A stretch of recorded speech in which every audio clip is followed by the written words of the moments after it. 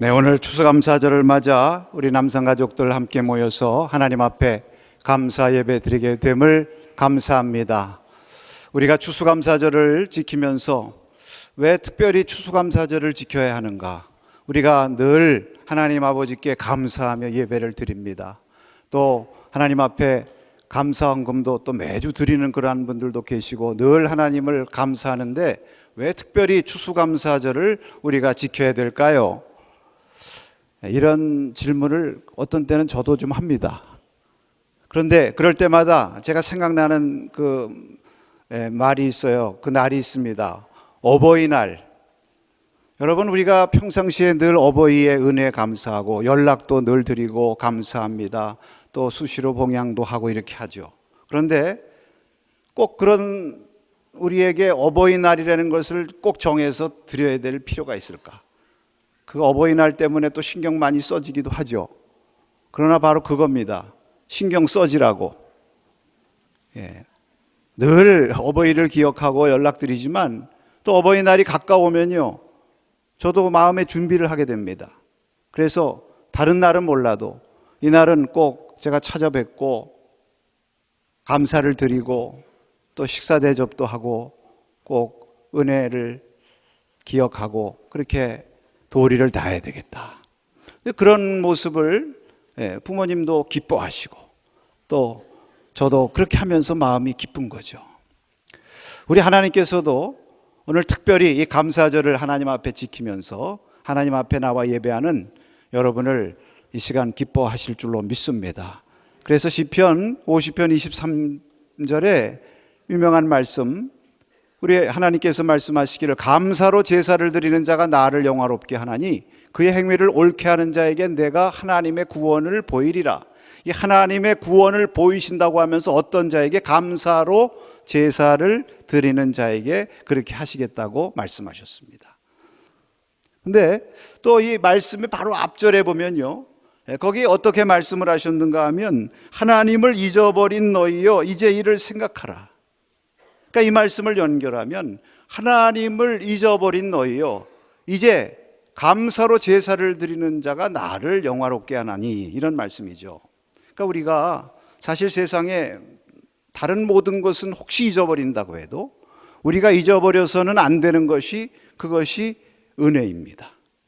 그러니까 그것이 우리가 받은 은혜에 대한 감사죠. 그런데 자꾸 우리가 이것을 잊죠. 우리가 살아가면서 여러 가지 분주함 가운데 살아가고 여러 가지 일로 인해서 우리가 잊어버리기 때문에 이것을 다시금 기억하고 하나님 앞에 감사하도록 하시기 위함입니다. 이 감사절을 주신 목적이 이 절기라고 하는 것을 우리가 한번 기억해 볼 필요가 있어요. 이 절기는 돌아오는 거죠. 그래서 이제 이 우리나라에도 보면 이 24절기라는 것이 있습니다. 그러니까 이번 주에도 이 절기 가운데 무슨 절기가 있는가 그랬더니 소설이라고 하는 절기가 있더라고요. 무슨 뜻이죠? 작을 소자, 눈설자. 이제 얼음도 얼고 눈도 내리기 시작하고, 그러니까 이런 절기가 되면 우리의 마음의 준비가 되죠. 이제 날씨가 추워지니까 우리가 옷도 따뜻한 옷을 입어야 되고 또 눈이 오니까 우리의 자동차도 스노우 타이어로 갈아 껴야 되겠구나. 이게 매번 반복하면서 나도 모르게 우리의 몸이 반응하고 습관이 되는 것입니다. 우리의 삶의 패턴이 습관으로 점점 준비하는 습관으로 되는 것이죠. 이 성경에 이 감사절을 지키라 그러셨는데, 이제 이 절이라고 하는 말 원래 뜻은 이 축제라는 뜻이거든요. 근데 이제 감사 축제를 하지 않고 감사절, 이 절기라고 번역한 것이 잘된 번역인 것 같아요. 왜냐하면 이 절기라는 것은 우리가 이 감사를 습관화하기 위해서 하나님께서 그렇게 지키라고 하신 거거든요. 이 감사도 말입니다, 여러분. 우리가 배우고 훈련할 때 이것이 우리의 습관이 되는 거 아닙니까? 범사에 감사하라 말씀하셨는데, 범사에 감사라는 말도 쉽게 바꿔 말하면 감사하는 습관을 가지고 살아라, 그런 말씀이죠. 그래서 우리에게 이렇게 늘 감사하는 습관을 갖도록 하시기 위해서 이 절기를 주셨다 하는 것을 기억하면서 오늘과 이 절기에 하나님 앞에 나와 예배드리는 것, 이것이 가장 귀한 신앙임을 우리가 다시 한번 기억해야 되는 줄로 믿습니다. 여러분, 우리가 사실 농부처럼 추수를 하는 그런 사람들도 아니지만 왜 우리가 추수감사를 지킬까요? 근데 사실 가만히 생각해 보면 우리의 삶이 다 농사와 같다고 말할 수 있죠. 여러분, 인생도 농사와 같고 또 우리가 자식을 키우고 양육하는 것도 우리가 늘 하는 것처럼 자식 농사라 그런 얘기를 하지 않습니까? 뭐 직장의 일이라든지 사업하는 것도 다 이게 농사와 같은 거예요. 여러분, 세상에 많은 일 중에 농사 짓는 일만큼 많은 인간의 힘과 노력이 들어가지만 또 인간의 마음대로 안 되는 일이 없습니다. 농부가 가장 많은 땀을 흘리지만 또 농사일만큼 때를 따라 하늘에서부터 이른 비와 늦은 비가 내려야만 농사의 수확이 되는 거예요. 우리의 인생도 그렇고 우리의 자녀 양육이라든지 우리가 하는 모든 사업의 문제라든지 이런 모든 것들이 사실 우리가 많이 애쓰고 노력하지만 하나님께서 때를 따라 우리를 돕는 그 은혜가 우리에게 임하지 아니하면 우리가 이런 농사를 잘 지을 수가 없는 거죠. 그러니까 사실 우리가 하나님의 은혜를 기억하고 하나님의 은혜를 구한다는 것이 얼마나 필요한지 모릅니다. 신명기 16장에 보니까 이 초막절 지키라고 하시면서 하나님께서 내 모든 소출과 내 손으로 행한 모든 일에 대하여 복주심에 감사하라. 소출에 대해서도 우리가 감사해야 되지만 내 손으로 하는 모든 일, 그래서 우리가 손으로 행하고 사는 모든 것들에 때를 따라 돕는 하나님의 은혜가 없었으면 우리가 여기까지 올 수 없었음을 우리가 기억하면서 우리가 하나님 앞에 감사라는 것이죠. 물론 우리가 이번 한 해도 돌아보면 늘 감사할 만한 그러한 일들만 있었던 것은 아닙니다. 이렇게 힘든데 무슨 감사야 하는 그런 분들도 혹시 있으실지 모르겠어요. 그러나 여러분, 추수감사절의 정신은 꼭 모든 것이 평안하고 다 형통해서 감사하는 것이 아닙니다. 처음에 청교도들이 메이플라워를 타고 미국에까지 도착해서 거기서 추수감사절을 지켰는데 여러분, 우리가 아는 것처럼 얼마나 많은 고난과 어려운 역경을 통과해서 마지막에 하나님께서 주신 그 은혜와 수확을 감사하면서 하나님 앞에 감사절을 지킨 것입니까?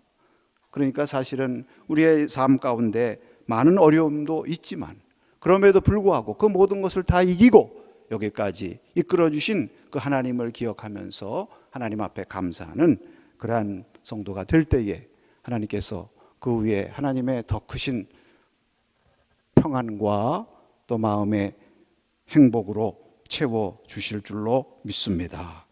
오늘 이 추수감사절을 맞이해서 예수님께서 하신 이 감사에 대한 말씀을 좀 함께 나누려고 합니다.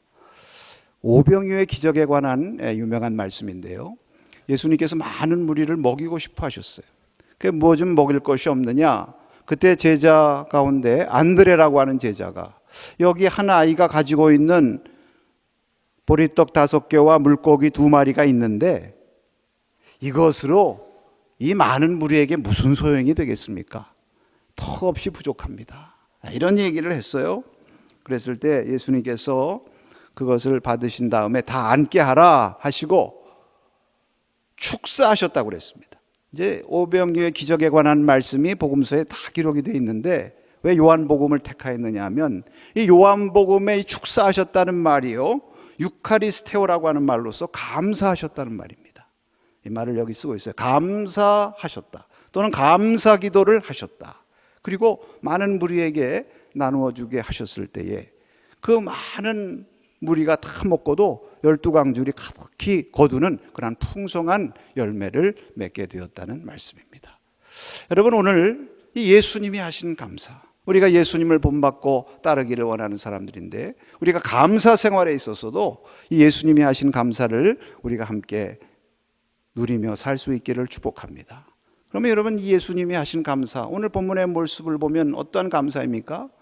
우리가 무엇보다도 여기서 발견할 수 있는 것은 비록 작은 것이지만 지금 내게 있는 것을 가지고 하나님 앞에 감사하신 것을 볼 수 있습니다. 사실 오병이어라고 하는 것은 아주 작은 거예요. 그러니까 제자 안드레가 이거 가지고 무슨 소용이 있겠습니까? 턱없이 부족합니다. 이렇게 얘기하는 것도 사실 당연합니다. 그런데 예수님은 그래 그것밖에 없느냐? 뭐 좀 가진 게 더 없느냐? 이렇게 말씀하시지 않고 그 자기 손에 들려주신 그 오병이어 그것을 가지고 하나님 앞에 감사하셨다고 말씀하고 있습니다. 여러분, 오늘 이 말씀을 통해서 저와 여러분에게 말씀하시는 것은 지금 내게 있는 것, 그것이 때로는 좀 내 마음에 들지 않고 부족해 보인다 할지라도 그것을 감사하는 믿음을 가지라는 것이죠. 왜 우리가 종종 감사를 잃고 살까?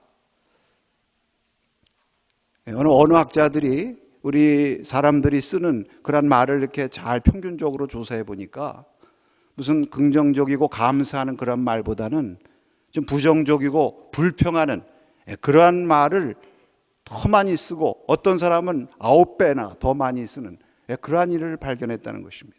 그 왜 우리 가운데 자꾸 감사보다는 불평과 원망하는 그러한 말들이 자꾸 나올까요? 다른 거 아니죠.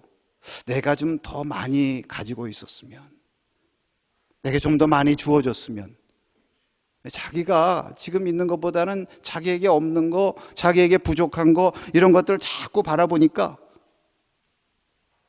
그런 말들과 그런 마음이 나오는 거 아니겠어요?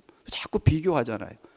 자기 과거와 비교해서, 과거에는 내가 참 상황이 좋았는데 지금은 왜 이렇지? 과거에는 내 참 건강이 좋았는데 지금 왜 이렇게 건강이 안 좋지?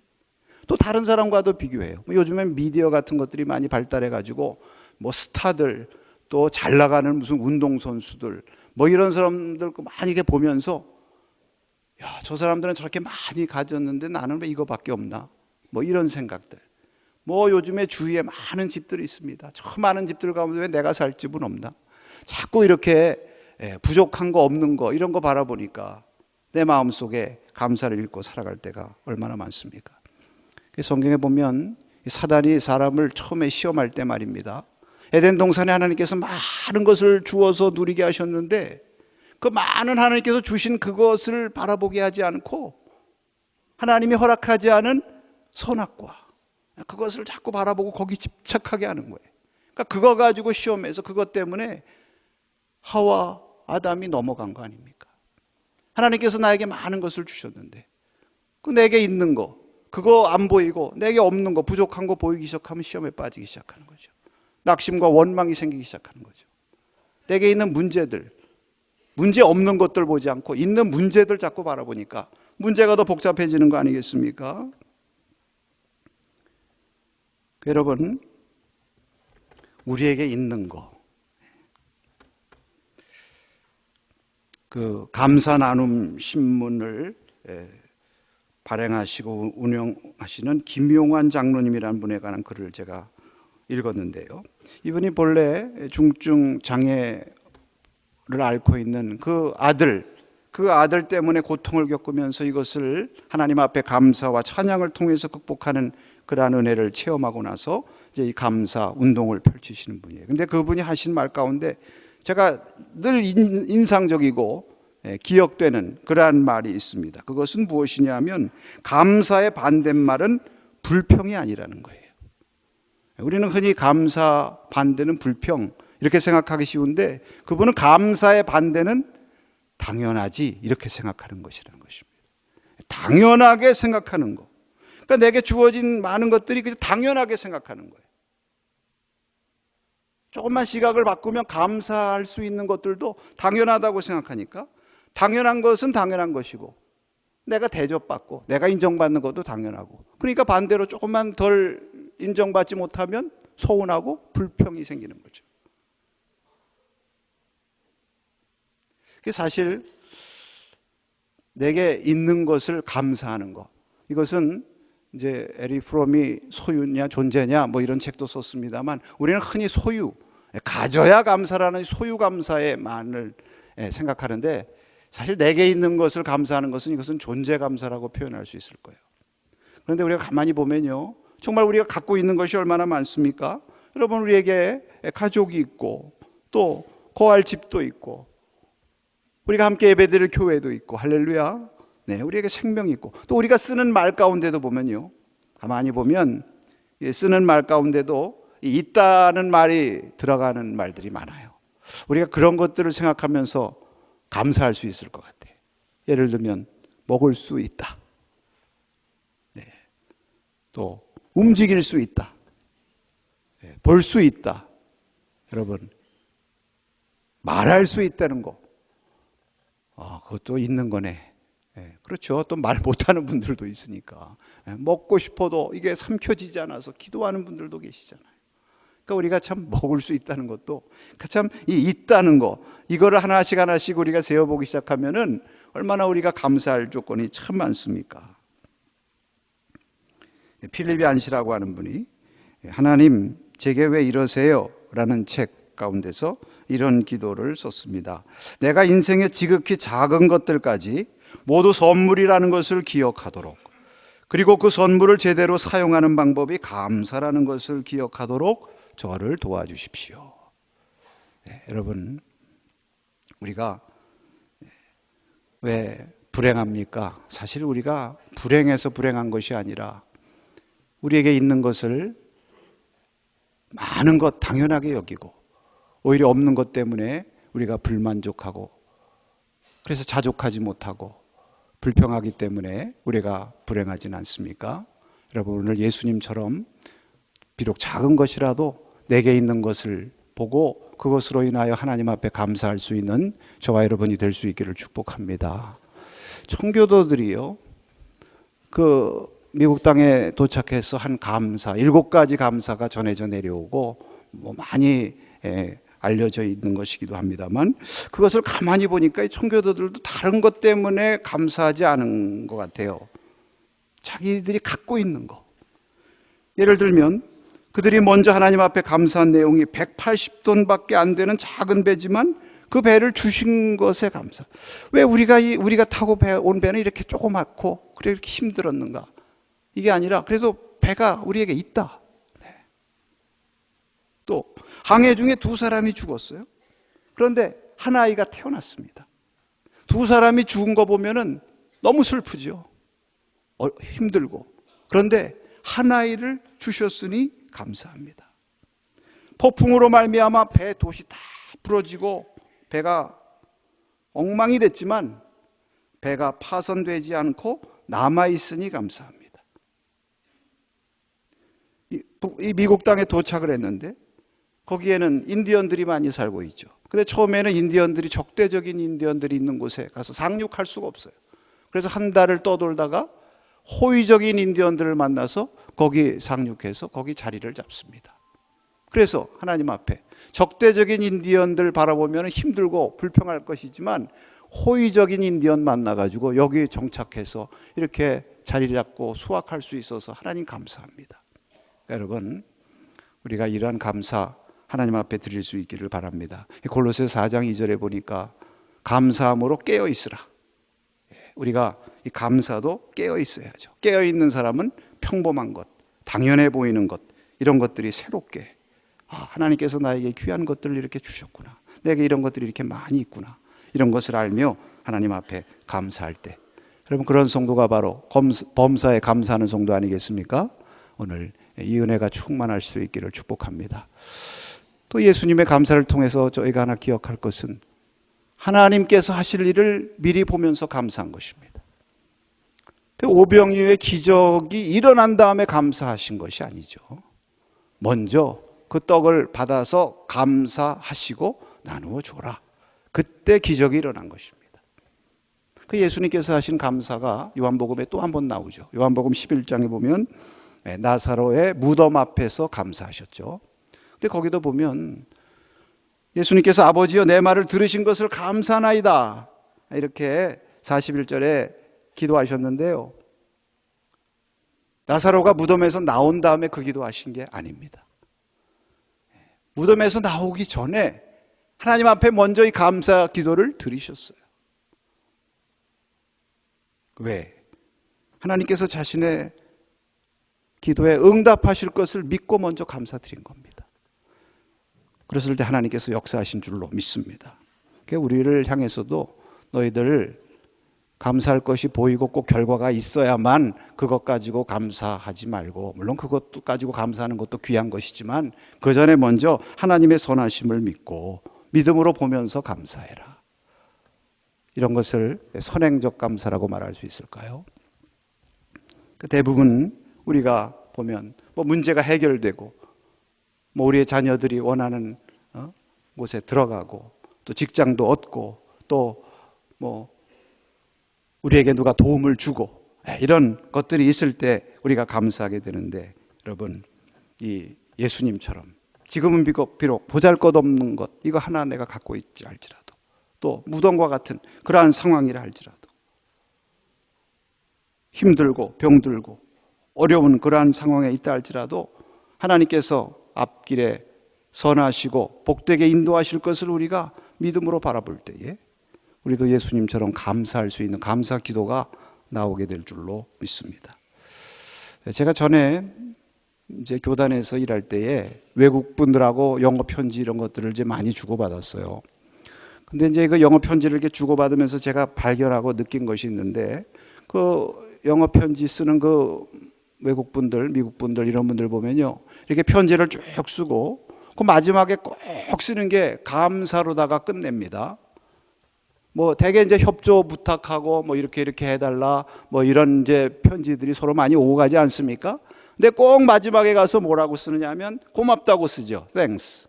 근데 여러분, thanks만 쓰는 게 아니에요. 뭐라고 쓰는 줄 아십니까? Thanks in advance 이렇게 씁니다. 그 in advance라는 말이 무슨 말입니까? 미리라는 얘기예요. 무슨 얘기입니까?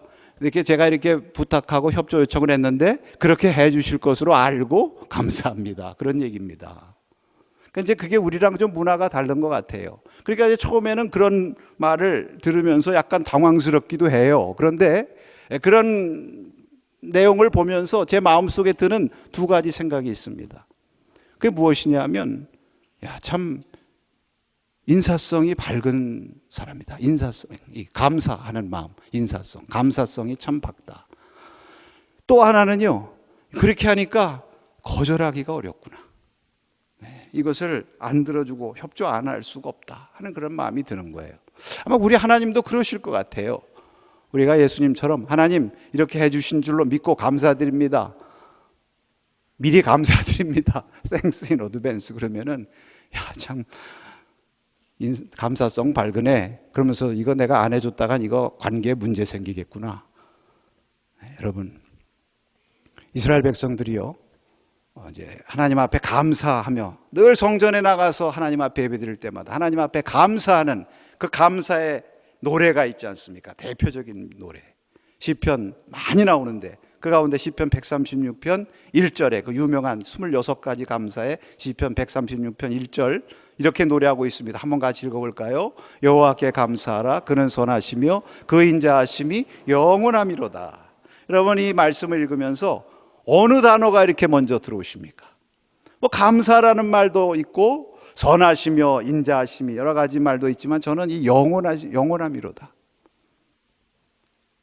이게 저는 늘 마음에 들어와요. 왜 그러냐? 이 영원함이라는 것은 시제가 없는 거죠. 이것은 과거, 현재, 미래를 다 포함하는 것입니다. 하나님의 선하심과 인자하심에 대해서 감사하는데, 물론 지난 과거에 선하고 인자하시게 우리를 인도하신 것 감사하는 거죠. 그러나 지금도 그 선하심과 인자하심이 함께 하시고 또 앞으로도 그 선함과 인자하심이 함께 하실 것을 미리 소망 중에 바라보면서 감사하는 노래가 영원하심이로다 하는 고백입니다. 믿습니까? 우리가 이러한 고백을 드리는 성도들인데, 오늘 저와 여러분 다시 한번 하나님 앞에 예수님과 같이 먼저 있는 거 가지고 감사함으로 하나님께서 역사하실 것을 바라보며 기도했던 그 감사의 기도가 저와 여러분 가운데 넘치시고, 우리의 기도도 그래 하나님 응답해 주신 줄로 믿고 감사합니다, 이런 기도가 우리 가운데 넘칠 수 있기를 바랍니다. 이러한 기도를 하셨을 때에, 감사하셨을 때 거기에서부터 풍성한 기적과 오병이어의 축복이 일어나게 된 줄로 믿습니다. 여러분, 그 예수님이 하신 감사는 이 오병이어의 풍성한 역사를 이루셨어요. 그분이 하신 거면 다른 거 없잖아요. 뭐 그 물고기 2개, 떡 5개 가지고 무슨 요술을 부리신 게 아니잖아요. 하나님 앞에 감사 기도하신 것뿐인데 거기에 오병이어의 놀라운 풍성한 기적이 일어났다고 성경은 말씀하는 것입니다. 여러분, 오병이어의 기적의 핵심적인 단어는 무엇입니까? 풍요함인 것입니다. 풍요함, 풍성함의 축복이 임하게 되는 것입니다.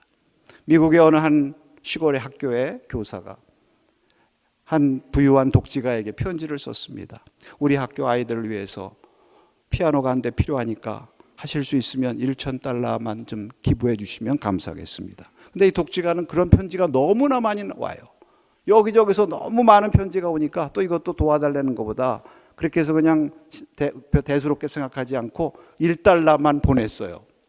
근데 1달러를 받은 이 교사가 사실 응답이 안 된 거죠. 또 어떻게 보면 낙심도 되고 불평할 수도 있지만 이것을 내가 받았으니 이것을 가지고 내가 무엇을 할까? 그렇게 생각하다가 시장에 가서 땅콩 종자를 샀습니다. 그리고 그것을 잘 농사를 지어서 아이들과 함께 잘 농사를 지어가지고 수확을 한 다음에 그래도 그분이 1달러를 보내셔서 여기에 이 수확을 이루게 되었으니까 내가 이것을 보내드려야 되겠다 하면서 보내면서 감사 편지를 썼어요.